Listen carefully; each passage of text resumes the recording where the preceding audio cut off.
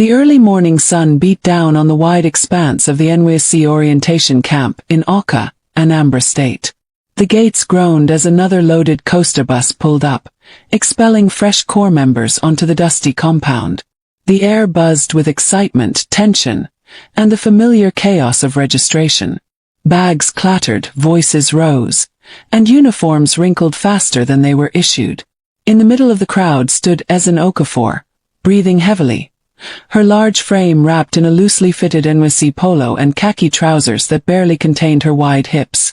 She was sweating, her arms, her neck, even her eyelids shimmered with discomfort. Her glasses slid down her nose, and she pushed them back with a small sigh. People stared. Whispers followed. "Who carry this Orobo come camp? See as she dey pant like goat. This one go faint if they try endurance trek." She heard them. She always did. But she had mastered the art of wearing silence like armor. The platoon officer, a stern-faced woman named Mrs. Ogendipe, took one look at Ezen and frowned. "Corper, tuck in your shirt properly. You look disorganized," she barked. "Yes, ma," Ezen mumbled, tucking and adjusting, her chubby fingers fumbling with her belt. As she was led to Platoon 4, she caught a group of sleek-looking girls snickering behind her. Their matching makeup, long lashes, and sculpted wigs looked more runway than parade ground. At the head of their group was Amaka, a light-skinned, tall beauty with legs for days, who looked like she belonged on a music video set. Her voice was sugar-laced poison. "You sure say this one get the strength to wear white sneakers. Make dem no burst oh." Laughter erupted. Ezen smiled weakly and walked on. She had learned long ago that Nigerians feared silence more than confrontation. Later that evening, after a long day of queuing, clearance, and fumbling with hostile bunks, Ezen finally sat on her metal bed. She reached into her bag and brought out a small framed photo. Her mother, smiling in front of a now-demolished duplex in Lekki. She touched the frame, then hid it deep in her bag again. Nobody here needed to know anything. That night, as the whistle blew for lights out, someone tossed a pillow across the room and yelled, "Make sure say that big girl no crush the bunk." Giggles followed. Ezen turned to the wall and whispered a prayer. The next morning the morning drills began. By 4:45 a.m., the bugle sounded. Corps members groaned, stumbled out in mismatched socks and half-buttoned shirts. Ezen struggled out of bed. Her knees ached, her heart thumped harder than it should, but she forced herself to line up like everyone else. Platoon 4's trainer was a no-nonsense soldier named Corporal Bala. He took one look at Ezen and rolled his eyes. "You big madam better carry that weight like soldier. No pity for fatness here." "Yes, sir," she said, gritting her teeth. As they began frog jumps and jogging drills, Ezen could hear Amaka and her crew, Kemi, Chinasa, and Blessing, laughing every time she stumbled or stopped to catch her breath. Kemi smirked. "She go collapse today, na bet." Ezen stumbled at the fifth lap. Her chest burned, her legs gave way. She fell hard. Instead of sympathy, a camera phone was lifted. "Post this on TikTok a beg," Amaka whispered. The video of Ezen falling, struggling to rise, and gasping like a fish out of water was posted that afternoon with the caption, "NYSC Fitness. When your house help follows you to camp rolling on the floor laughing skull." It went viral among corps members. People laughed in whispers. Even some soldiers chuckled when they thought she wasn't looking. But Ezen didn't complain. She endured. She didn't cry. She wrote in her small brown journal every night under the moonlight. "Day 2, I will not break. I mustn't. They think I'm weak, but I'll outlast them all." On day 3 something odd happened. While cleaning the parade ground under punishment for being too slow, Ezen's small Nokia phone rang. Hidden number. She answered in a corner. "Madam, everything is in place. Your face must not show. We've transferred the last batch to the blind trust. Are you sure about going through with this camp thing?" Ezen glanced around. "Yes," she said. "Don't call again unless it's an emergency. No names." She hung up. But someone was watching. Chinasa, the most curious of Amaka's crew, had seen her whispering behind the utility shed. She said nothing, but she made a mental note. That evening, Chinasa snuck into Ezen's corner while she was bathing. She opened her bag. She didn't find cash or a phone, but she found a single key, gold-plated, with a faint engraving, E. Okafor, Private Vault. Chinasa froze. What kind of NYSC corper carries a vault key? On day 5, during kitchen duty, Ezen volunteered to help prepare food for the entire camp. Amaka rolled her eyes. What does she know apart from eating? But when Ezen entered the kitchen, she took charge with quiet authority. She supervised the washing of beans, the seasoning of stew, the distribution of water sachets, better than any kitchen coordinator. The kitchen commandant, Mama Ada, a retired caterer with no-nonsense energy, watched her for an hour and then pulled her aside. Who trained you, girl? My grandmother. She owned 3 restaurants in Enugu. You have the hand of a leader, not a glutton. Later that day, Mama Ada whispered to the camp commandant, Major Olenii. That fat girl, there's something about her. She carries herself like someone with secrets. By day 6, rumors started circulating. She's not just a regular corper. I hear she's married to a senator. No, she's the daughter of a bishop. Someone saw a convoy drop her off in Onitsha before she came here. Amaka grew irritated. She's just fat and pretending to be smart. But the cracks in Amaka's power were beginning to show. Some people were now siding with Ezen during morning drills. Others asked her to help with their clearance forms. One girl, a shy, dark-skinned girl named Igioma, even sat beside Ezen in the cafeteria and whispered, "Don't let them break you. My sister is big like you, and she's the strongest woman I know." Ezen smiled. "Thanks. I'll be all right." That night, as the wind howled and frogs croaked outside, Ezen returned to her bunk to find a crumpled piece of paper tucked into her mattress. It read, "We know who you really are, and it's only a matter of time." Her fingers trembled. She looked around the hostel. Someone was watching. Someone had seen something. But who? The next morning, the sun rose sluggishly over the Auca camp. But for Ezen, sleep had not come at all. She sat up in bed, her brown journal resting on her lap, the anonymous note still clutched in her palm. "We know who you really are." The handwriting was messy, almost rushed. But the message was clear. Someone was on to her. And worse, they might say something. She had come here seeking anonymity, craving for once to be ordinary. But anonymity was a fragile mask. Especially in Nigeria, where curiosity and gossip were never in short supply. The tension grew. Amaka and her clique had always mocked Ezen. But after the kitchen incident and her rising popularity among some platoon mates, their mockery turned into outright hostility. "So now Orobo we go come day respect for this camp." Amaka scoffed one afternoon after Ezen corrected her during a group rehearsal for man-o-war drills. "This girl don day too shine," Kemi added. "Not to put am in her place," Blessing whispered with venom. They began to plant rumors. Subtle poisonous things. That Ezen had snatched someone's boyfriend back in Lagos. That she used juju to pass her final year exams. That she once paid to repeat NYSC just to chase after a soldier boyfriend. Ezen heard them all. But again, she didn't flinch. Instead, she poured her focus into service, showing up early for community development group meetings, offering help with files, and staying behind after lectures to assist the platoon officer with cleanup. Her calm strength irritated her enemies. But one person was watching.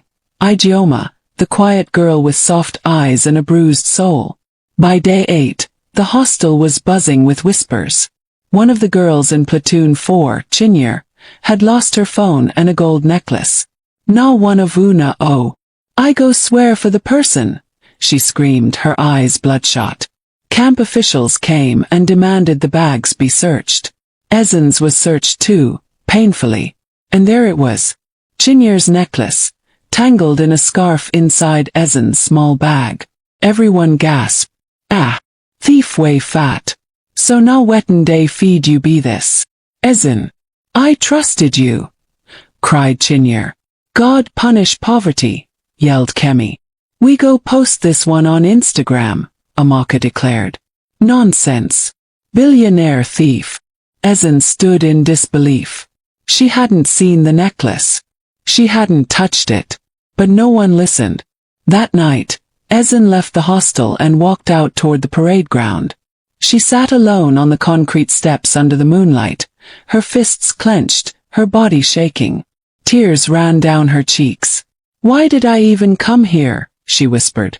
Then she looked at the stars. And she remembered her father's voice in the old voice notes she had saved. People will never see your weight as your crown, so carry your dignity like royalty. They'll respect you when it's too late. She wiped her face. She would rise again. The next morning Mama Ada, the kitchen commandant, stormed into the hostel. Where is that fat girl they accused of theft? Bring her out now. They brought Ezen out like a convict. Mama Ada slapped a paper on the floor. You idiots!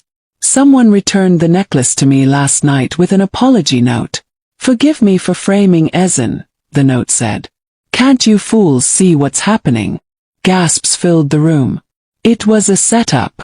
Mama Ada hissed. Shame on all of you. Especially you, Amaka. I know your type. Pretty face, wicked heart. Amaka's eyes twitched, but she said nothing. Kemi folded her arms, looking away. Blessing started muttering. We didn't know now. Ezen stood tall. She didn't say, I told you so. She simply nodded. That evening, Ijeoma approached Ezen while she folded her laundry behind the hostel. You need to be careful. About what? About the vault key you carry.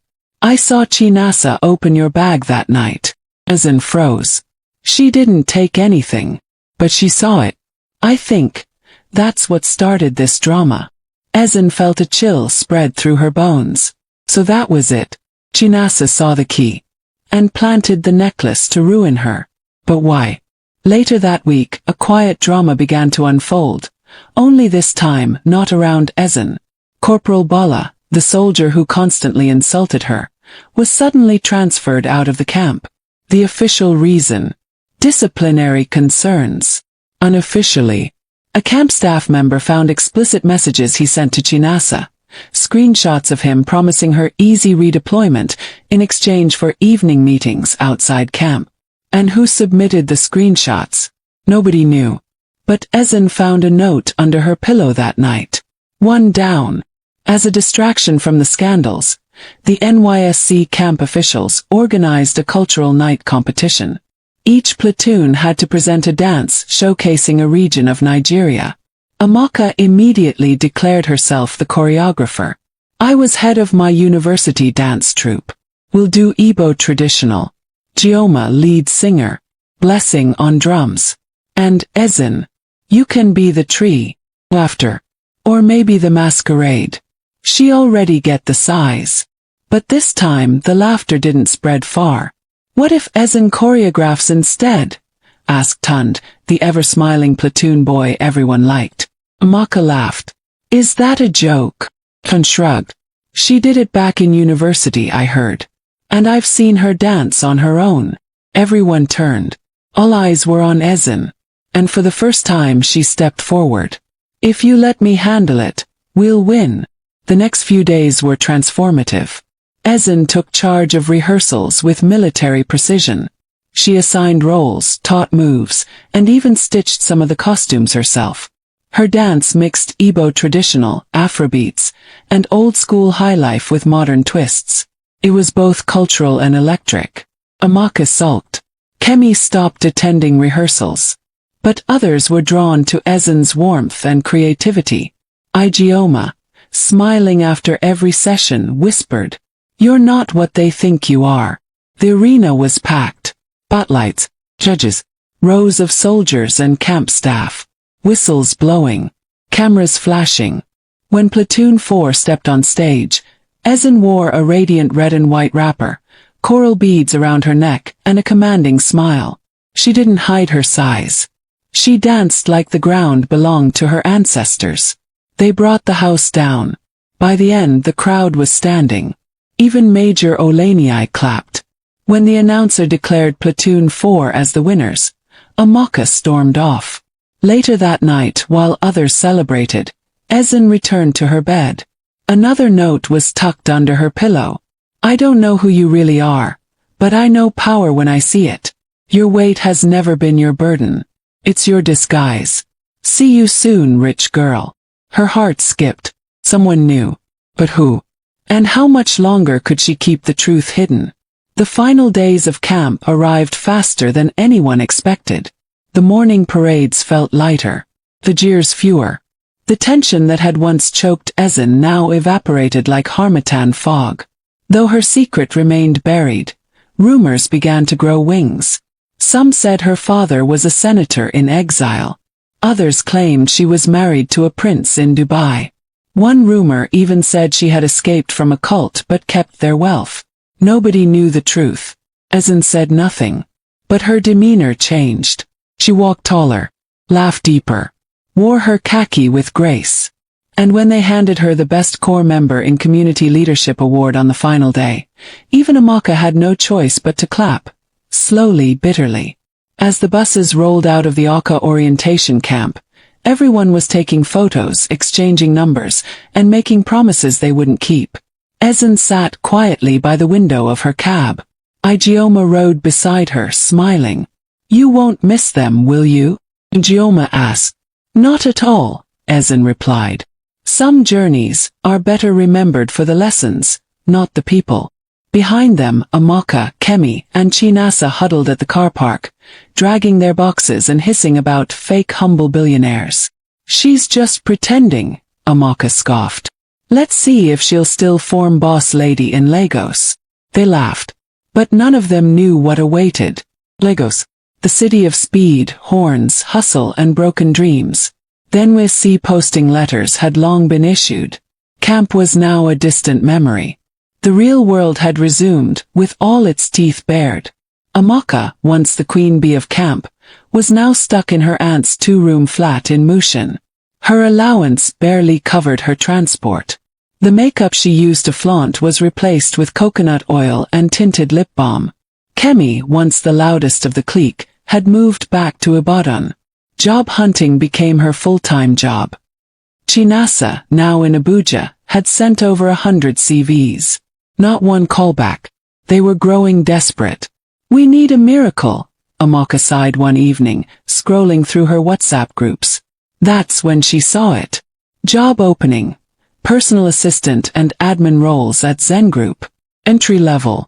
Lekki Phase 1. She clicked the flyer. The logo glowed in bold red and gold. Zen Group. Nobody seemed to know exactly who owned Zen Group, but they knew the company was big. Operating in real estate, fintech, hospitality, and logistics. Their ads ran on TV and social media. They had a growing network of female-led initiatives. They were sponsoring girls from rural areas into private schools. Kemi gasped when she read more. Omo. The CEO is less than 30. Amaka blinked. Let's apply. Who knows? They submitted their CVs the same day. A week later, they got an interview invite for Monday morning at the Lekki Phase 1 headquarters. Monday came like a storm. The three girls arrived, dressed to impress.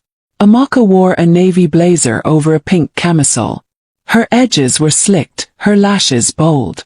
Kemi had on a fitted pencil skirt and borrowed stilettos. Chinasa wore ankara and a nervous smile.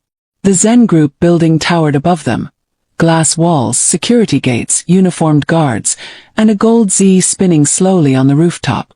Na wow, Chinasa whispered. Even the reception smells like Dubai. As they checked in, they were handed a tag. Welcome to Zen Group. Innovating Nigeria. They joined a group of about 20 applicants. Everyone looked sharp, serious, and scared. One by one, names were called. Amaka was the last to go in. She entered the cold office. Mahogany walls. A massive digital screen glowing behind the desk. Seated before her was a panel of three. A middle-aged HR manager, a young male executive, and an empty chair. Where is the CEO? The HR manager whispered to the others. Stuck in traffic, one replied. She said to continue. They asked her questions. She answered confidently. But midway through her third question, the door opened silently. The staff stood up. The interview paused. She walked in. Zen. Dressed in a crisp white power suit. Hair tied in a silk bun. Red heels. A Rolex glinting on her wrist. Her frame was unmistakable. Her aura was commanding. She walked past Amaka, took her seat, and crossed her legs slowly. "I'm sorry I'm late," Ezen said calmly. Then her eyes met Amaka's. "Let's proceed." Amaka's soul left her body. As the interview wrapped up, Amaka could barely speak. Thank you, Ma," she mumbled as she stood. Ezen nodded slowly. "Thank you, miss." "Amaka, right?" Amaka nodded. Her knees buckled. She walked out and saw Kemi and Chinasa waiting at the lobby. "I just saw her," she whispered. "Who?" Kemi asked. "Ezen. Our Ezen." "Yes, she's the CO. She just walked in. Power suit. Red heels. Rolex. Big madam things." The room began to spin. Chinasa sat down. Kemi removed her heels. Hours later, their interview done, the girls stood outside the building, staring in shock. A sleek black Range Rover Velar pulled out of the underground garage. Inside, Zen, wearing sunglasses, hair pinned, her driver in the front seat. She didn't look at them. But as the car passed, she lowered the glass just enough to say, "Life, funny, isn't it?" Then the window rolled back up. They stood frozen. Not a word from any of them. That night, in her waterfront penthouse, Ezen stared out over the Lagos lagoon. Ijeoma, now her personal assistant, poured her a glass of water. "You did well today," Ijeoma said softly. "I didn't want revenge," Ezen said. "But justice feels peaceful." Her mind went back to those days in camp. The sweat, the tears, the laughter, the pain, the mockery. She remembered sitting on the cold hostel floor, journaling in silence while others laughed at her sighs. Now they were applying to her company. Poetic. The next day, Chinasa got a call. "Congratulations. You've been shortlisted for a second stage." Kemi got the same. But Amaka didn't. She waited. Refreshed her inbox every hour. Nothing. Until an SMS came. "Thank you for applying. Unfortunately, we will not be proceeding with your application at this time. Best wishes." Amaka screamed. 3 months had passed since the interview at Zen Group. Lagos life continued in its usual rhythm. Traffic, rain, job rejections, and hope. Amaka had never recovered from the shock of seeing Ezen walk out of that office, dressed like a queen, seated in a car she couldn't even afford to dream about. She replayed the moment in her mind so often, she could recite it like a hymn. Her pride had taken a hit. Her ego had shattered. "How did I not know?" she kept whispering. "How did I not see?" Meanwhile, Kemi and Chinasa had resumed duties at Zen Group, entry-level but thankful. Ezen didn't treat them with scorn. But she didn't go out of her way to befriend them either. She simply let her presence remind them. Zen Group was now making headlines. Its young mysterious CEO had launched a massive campaign called Real Queens, Beauty Beyond Size. Billboards across Lagos, Abuja, and Port Harcourt featured plus-size women in power suits, dancing, speaking, building, leading. Magazines wanted interviews. TV shows chased her. But Ezen declined them all, until she accepted one. A special episode of Voices of Power, a nationally syndicated talk show that celebrated young Nigerian entrepreneurs. The set was elegant. Gold accents, velvet chairs, Lagos Lagoon shimmering in the background.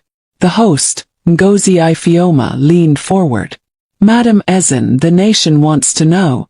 Who are you really?" Ezen smiled calmly.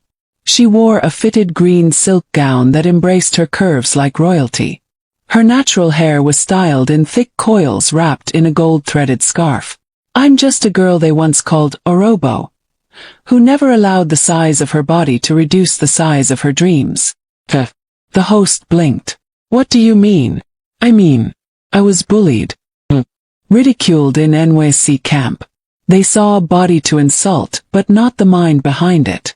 What they didn't know was, Before camp, I had already inherited a ₦1 billion business empire from my late father. But I wanted to earn respect. Not by status, but by effort. Social media exploded. Hashtag #EzenZen. Hashtag beauty beyond size. Hashtag from bullied to boss.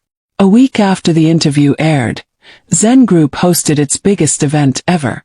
The Women of Worth Empowerment Conference at Landmark Center, Lagos. Thousands registered. The hall was filled with young women, influencers, students, and media. At the final session, Ezen stepped on stage. The spotlight embraced her. She took the mic. "This is not just my story. This is our story. Every woman who's been laughed at, looked down on, or sized up for her body instead of her mind. Today is your day." Thunderous applause. Then she paused. "There's someone I want to bring up to this stage. Someone who once hurt me, but who will now help us all understand what we must do differently." The hall fell silent. Backstage, Amaka, dressed in a modest blue gown, stood trembling. She hadn't expected this. She had received the invite 2 days ago. Personal, handwritten. "Come speak. Let your story help others." Now she was being called forward. She hesitated, then walked out. She stood beside Ezen. The lights were hot. The stairs burned. She gripped the mic. "My name is Amaka. And I was a bully." Gasps rippled across the room. I laughed at her, mocked her size, called her names. I thought beauty was slim waist and straight hair. But she had something I didn't: strength. Quiet, unstoppable strength. I didn't know she was rich. But now I realize, dignity has nothing to do with money. I'm sorry. And I am grateful. Because she didn't use her power to crush me. She used it to teach me. Silence. Then standing ovation. Some cried. Others nodded. Ezen stepped forward and hugged her. This is what change looks like. Months later, Zen Group opened a new women-led tech hub in Enugu. Amaka became a lead project coordinator. Chinasa, now in HR, mentored new hires. Kemi had launched a skincare line with funding from the Zen Foundation. And Ezen, she stood by the window of her new headquarters, a 10-floor building with her name on the rooftop. She watched the city lights. "They said I was too big to lead," she whispered. "Now I'm too bold to stop." She turned, her journal in hand, the same brown journal from NYSC camp. She wrote, "They bullied and fat-shamed me at NYSC camp, not knowing I was a billionaire. But now they know, and I forgive them. Because my destiny was never theirs to define." She closed the book, smiled, and walked back into her boardroom, where real queens were building the future.